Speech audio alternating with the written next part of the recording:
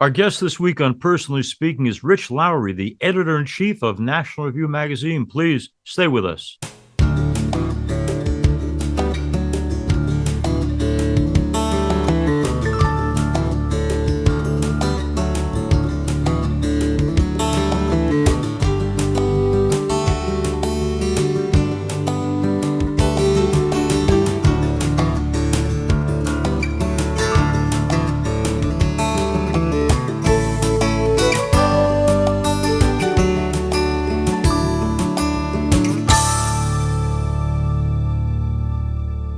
Hello and welcome to Personally Speaking. I'm your host, Msgr Lisante, and Rich Lowry joins me now. Rich is the editor-in-chief of National Review, the country's premier conservative publication. Rich began his career as a research assistant for Charles Krauthammer. He was selected to lead National Review in 1997 by its founder, William F. Buckley, Jr. Rich writes a syndicated column for King Features and a weekly column for Politico. His most recent book, The Case for Nationalism, How It Made Us Powerful, United, and Free, makes the case for the enduring importance of nationalism. Rich is also a political analyst and a frequent guest on Fox News Sunday and Meet the Press. He's here with us today to talk about his life, his career, and the values that matter the most to him. Joining me now, I'm so pleased to welcome to Personally Speaking, editor-in-chief of National Review, Rich Lowry. We're here with Rich Lowry, who is the editor-in-chief of National Review. Rich, 1975 was my first interchange with Bill Buckley. I'd always been a fan and a reader of National Review. This legacy that you've taken on, this richness of National Review, what is the charism of National Review? What's the purpose? Why do you think it was created? And what does it mean today? Well, we don't have to guess why it was created. It's extensively on the record, including in credos. Credo that was published with the first issue that you read it today and you have to change a few things, communist China for the Soviet Union, et cetera. But basically it all still holds up, which goes to say this political and cultural fight that we're in is not new. It's very longstanding. Unfortunately, lost a lot of ground in the culture. So there's a new level of insanity, but none of it's new in kind. And our role is to hold up the banner for a conservative answer to this challenge and to defend certain truths that we think are very important to the nature and in the endurance of America. And we hold up this banner in fair weather and foul. Johnny Belando is a friend. He was chief financial officer of Condé Nast. We were talking recently, and he said that this is a very, very hard time for anyone in publishing, but particularly magazines. Is that true for National Review? And what are you doing to see that this wonderful beacon is not lost to us? Yeah, well, thank you. It is a hard time for most print publications, and we felt that too. There's been secular downward pressure on our print circulation, and obviously the answer, which is easier said than done, but knock on wood, we've had some success at it, is to transfer print subscribers into digital subscribers and get people to pay for your online content. We're not an 800-pound gorilla in this regard, like the New York Times or the Wall Street Journal, but we've had some success as print circulation has slowly trended downward. We've been building up the digital subscription. So hopefully we'll have a print magazine forever, but it's something that those of us who are a little older tend to value and appreciate more than the younger folks. Right. I love the magazine and I read it, but you're right. People want immediacy, and that's why your online presence is wonderful, because you're talking about what happened yesterday or today, which is terrific. Rich Lowry, while he's editor-in-chief of National Review, didn't pop out of nowhere. I'm always intrigued, Rich, by family of origin. So a social worker mom and a dad who's a professor. When you look back on the way they raised you, what would you say they did right? Well, assuming they did things right. I appreciate the assumption. Well, they're very loving and involved parents, first of all, which is increasingly rare. So that's a great blessing. It's something, gratitude is a very important value for conservatives, for human beings, and especially with things we have no responsibility over. Nothing we did deserved it. Obviously, the redemption of our Savior foremost on the list, but there's nothing I did to be born to excellent parents in the United States of America, nothing. I try to be grateful for that every day. But my father was a big reader. He read every spare moment he could. He was an English professor.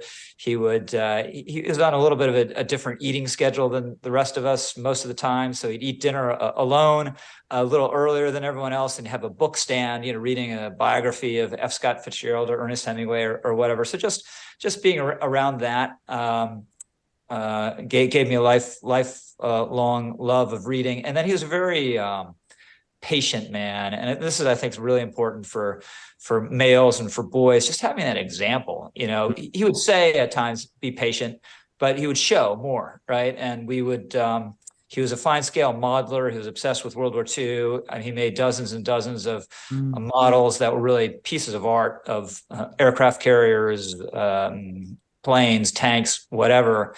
And when I was younger, he would do these with me. And, this is, you got to follow the directions.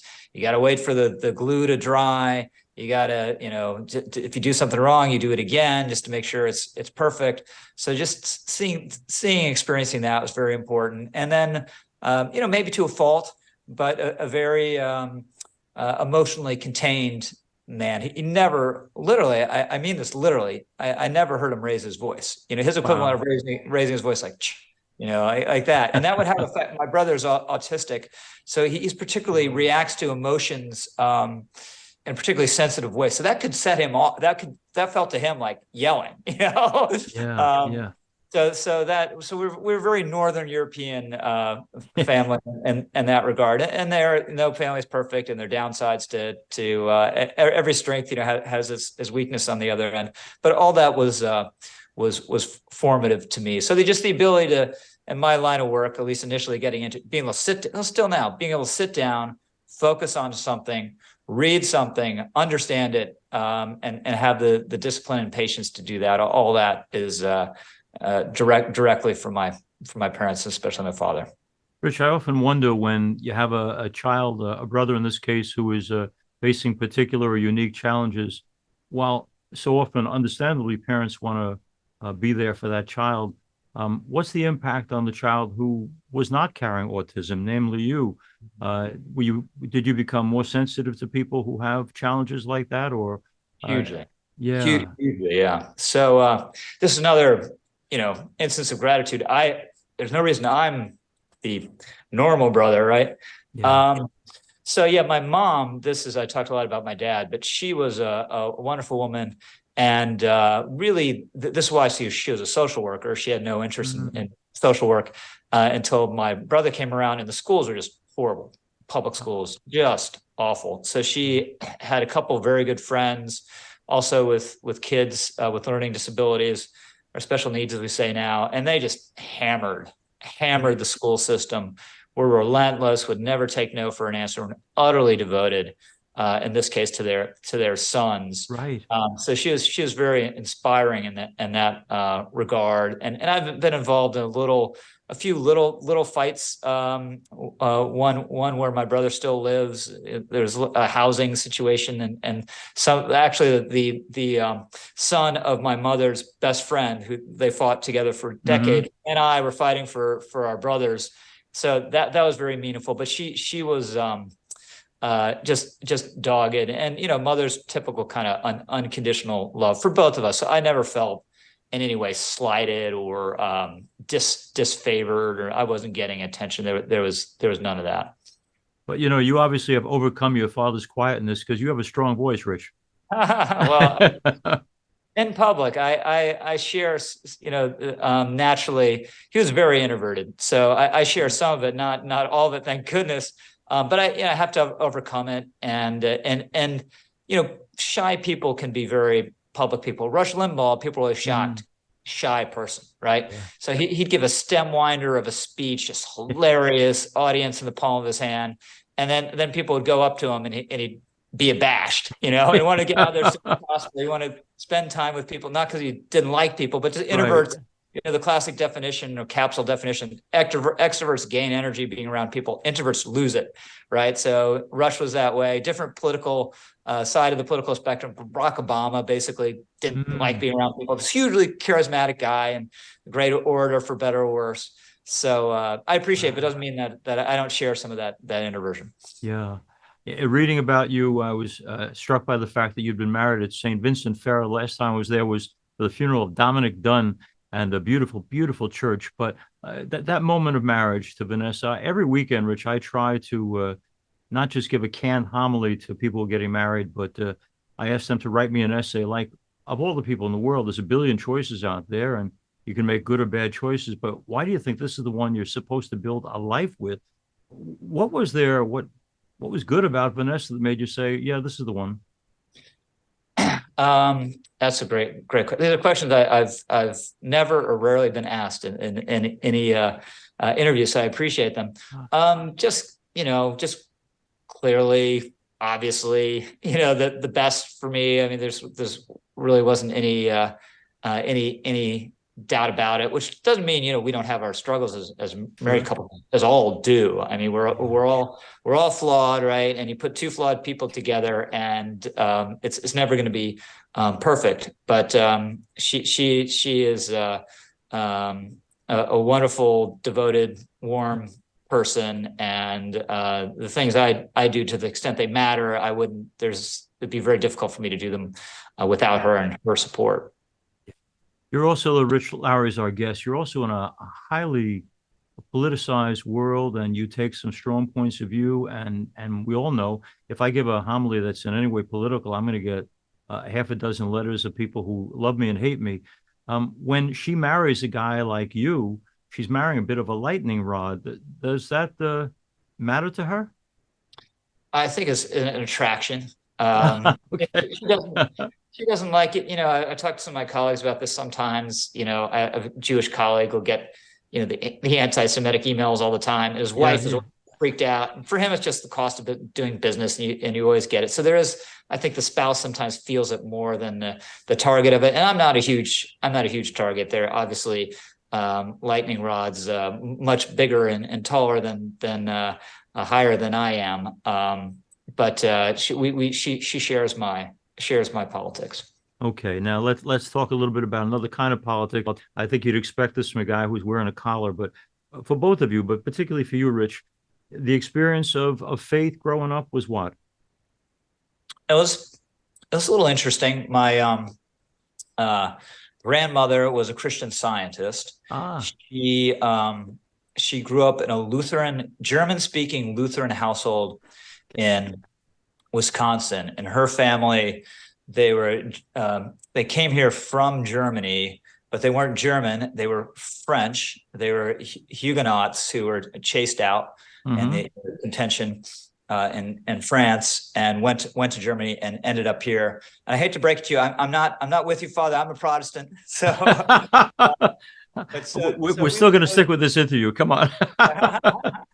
So we would go to Christian Science services, which are unusual, very sort of 19th century transcendentalism feeling. Just these readings from Mary, not dynamic, the most dynamic church service you ever experienced. And then my mom took us to a local Presbyterian church. Was not into, it was sort of like the church that was there. It's not as though she felt an intense kinship to Presbyterianism, or it took me a long time to even know what a Presbyterian is. My father grew up Catholic, never went to church and never talked about God, just ever. And then I, went out into the world, and I'm, we all have slightly different predilections here. I'm a word guy. I just want to hear a reading. I want to hear a really good sermon about it. I want to hear some music, maybe I hate to say it, my colleagues don't necessarily share this, but some contemporary music, gospel music, and that's it for me, and prayer and reading. So, I'm a word guy. Not a bad thing. I went to Redeemer when I lived in New York City for a while. Tim Keller's is a Presbyterian church, but an evangelical inflected Presbyterian church, and that's that's where I'm naturally, but at the moment I'm going to an Episcopalian church. And one of my Catholic colleagues, Michael Brennan Doherty, will joke that I'm more fallen than our non-believing because I'm going to an Episcopal church. Now, you and Vanessa got married at the beautiful St. Vincent Fair, as I mentioned. Was that just because the Dominicans were good preachers, or you liked the church, or Vanessa's Catholic? She's Catholic, yeah. Okay, that makes sense. She picked out the church, and we had a wonderful priest who is now gone on to he's no longer at that church or in New York City, gone on someplace else. But it was fantastic and magical, and he was such a dear guy, sweet guy. He kind of messed up a few things that he should have said and forgot, because he said he was so stunned by the way my wife looked, coming down the aisle. It was very memorable. Isn't that great? Now, I wanted to ask you too, even though you're not Catholic, I'm intrigued always by people on our side of the political fence, and I consider myself a National Review sort of person. Your view of, you've lived now through Benedict and John Paul, your experience of Francis, positive, not so positive. Among Catholics, there are certainly conservatives who think he confuses things a bit. There are others who think he's a breath of fresh air. I'd be intrigued, as a guy who certainly has known enough Catholics along the way, to know, what's your vision of him? Yeah, I'm not the best to address this, because it's one of these things where I sort of outsource my views on it to others. And obviously I have a lot of Catholic colleagues. National Review has always been a Catholic inflected magazine. I think that's still true. That's why a lot of people think I'm Catholic, but that's just the way National Review is. Right. But one of my late colleagues now joked when he first became Pope. So now I can finally really say I am more Catholic than the Pope. So we tend to have a fairly dim view of him, but I can't go into detail. I fully understand. Rich Lowry is our guest. Thanks for being with us, Rich. Rich, last time we talked, before we broke away, we had been talking about Bill Buckley. 1975, he came to a charity event at my college, and I asked him if he wanted a bottle of water beforehand, and he said, no, Courvoisier cognac would be more desirable. But I mentioned that because his whole talk somehow or another tied together politics and his faith. I'm just wondering, when you look back, I know he was a person who very much influenced me in my youth. What did his faith mean to him? How integral was it to his political or worldview? It was absolutely central. He was a man of obviously deep and abiding faith, and he believed in certain truths about our world and human nature that were anchored in that faith. So for him, it was an absolute rock and really foundational to everything he did and thought. And did that influence National Review in terms of how Catholic was it back then, and how important is his Catholicism in the continuing story of the great work done by National Review? Yeah, so it was almost a Catholic publication. Yeah. It was consumed with various church controversies, the trajectory of the church in this country, and generally to the point it could be a little off-putting to someone who wasn't a Catholic. Right. And it slowly became less so over time, a little more open to other points of view and people of other faiths. But it's still, to this day, I'm myself not a Catholic, but definitely has a Catholic coloration. We pay more attention to Catholic affairs than other conservative publications, and a number of our high profile writers and editors are known as Catholic writers and thinkers, whether it's Ramesh Ponnuru or my dear friend Catherine Lopez. I mentioned to our listeners and viewers that Rich is the editor-in-chief of National Review. Rich, one of the reasons I wanted you on is because National Review has been something I have read literally my whole life. But for folks listening to a program like this who might not be familiar with National Review, what does it offer to folks who are looking for to be open to all points of view. What does National Review offer? Why should people pick it up and think about a subscription? Well, we pride ourselves on having some of the smartest and best writing anywhere, certainly on the right. We are open to debate with the other side and within conservatism. Now that can be a little difficult these days as things have become, ever more divided and ever more kind of toxic and personal, even within the right. And we try to kind of uphold the Buckley tradition of meeting the best arguments of the other side. We may strenuously disagree, but in the course of stating our disagreement, it's not just going to be pounding the table, but trying to take on the best arguments and best facts from the other side and rebut them and arm our folks and our readers with the best arguments, being fierce as necessary, being scathing and humorous, but ultimately being civil. Not just engaging in gratuitous name calling. Some name calling is appropriate, but not gratuitous name calling. And then holding up the banner for a traditional conservatism. Doesn't mean it hasn't changed over the years and shouldn't change over the years, and be open to new ideas and new priorities. But kind of the basic National Review type conservatism hasn't changed. And since 1955, when Buckley started the publication, the principles are the same, and being truthful, even when it's difficult, even when it hurts. I remember one time giving a homily where I said, I like things to change in national politics, and I picked on some stuff about Joe Biden, but I said I'd also like President Trump to accept the reality that he did not win the last election, and let's get over this.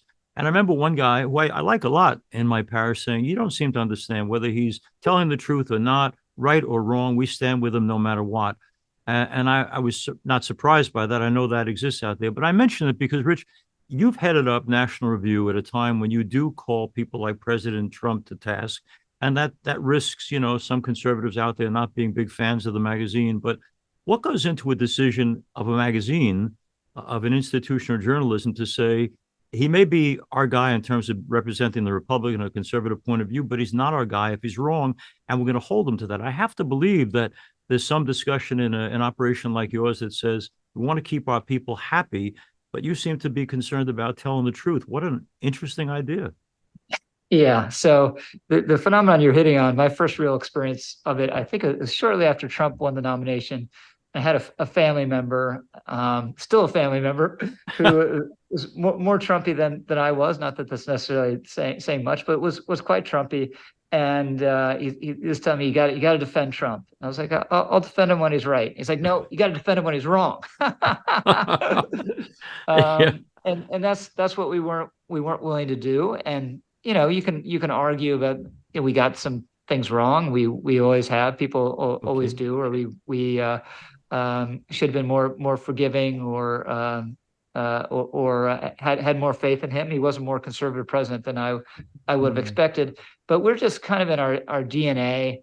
We're not a profit-making institution at the end of the day. The magazine is in theory a for-profit enterprise, but Bill Buckley said we exist to make a point, not a profit. And we've always stayed true to that creed, for better or worse.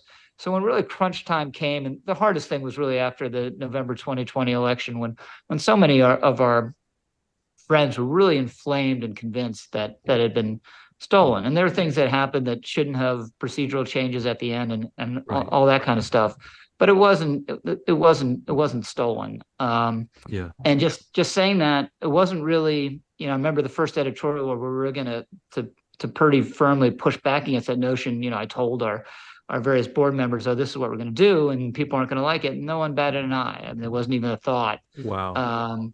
So, that it was painful. We paid a price for it, at least in the short term, but there really wasn't any consideration. We can't do this because it's bad business. That's just not the way that's not the way we think. It's the way other people think. But if we start thinking that way, there's no reason for us to exist. It's a kind of our unique value proposition. Yeah, and I hope that you stay true to that forever. I promise the last question. Rich Lowry is our guest, editor-in-chief of National Review. Hope. Everyone's concerned about. We're so divided. We can't seem to come to any middle ground. America's never been so completely severed by points of view. I just want, as a person, Rich, do you still have hope for this country of ours, that there's a way to find some kind of bridge that'll help us find a middle ground, if you will, or some way to work with people who are on the other side of the fence? Yeah. So Bill Buckley used to say, despair is a sin. Yeah. So I might not necessarily be optimistic all the time, but I have hope. Okay. I have hope, and it's not for. I don't think we need a middle ground necessarily. America's been very divided in the past. It's kind of the norm in America, actually, to be divided. So that doesn't concern me so much. But they're trends undermining the family, the erosion of faith and patriotism, the erosion of a work ethic, this kind of tide of woke insanity in the culture. All that is, I think, highly disturbing. Some of it's hard to see how you turn back, or how any society in the past has turned back. So that's a very worrisome thought. But there's still great reservoirs of common sense and decency in this country, and that's very reassuring. And no country or principality lasts forever, right? So eventually we will fall the way everyone has before us.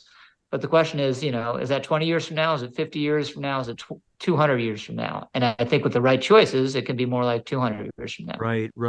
I want to thank Rich Lowry for being our guest on Personally Speaking. I hope our listeners and viewers will listen to what he says by reading in National Review. And he writes elsewhere too. As I said, he's authored a number of books, but it's a wonderful voice. And that's why I've been a National Review fan my whole life, because it is committed to telling the truth in season and out of season, right or left, and even among the right, when there's division, to tell the truth as they see it. And in this world where so much of journalism is untrue, it's a wonderful thing to find something like National Review. And thank you, Rich, for heading it up and continuing to make it an honorable way of expressing truth as we see it. And I'm just so grateful to you. And thank you for being on our program. Well, thank you very much. Thank you for all those kind words. God bless you, and God bless all your listeners. As we end today's program, if you'd like to reach out to me for any reason, you can get me at personallyspeakingpodcast@gmail.com. Aside from listening to us on SiriusXM, the Catholic channel, you can also watch us on YouTube by going to Personally Speaking with Monsignor Jim Lisante. I'm privileged to serve as host and executive producer of Personally Speaking. We'll be with you again next time on Personally Speaking.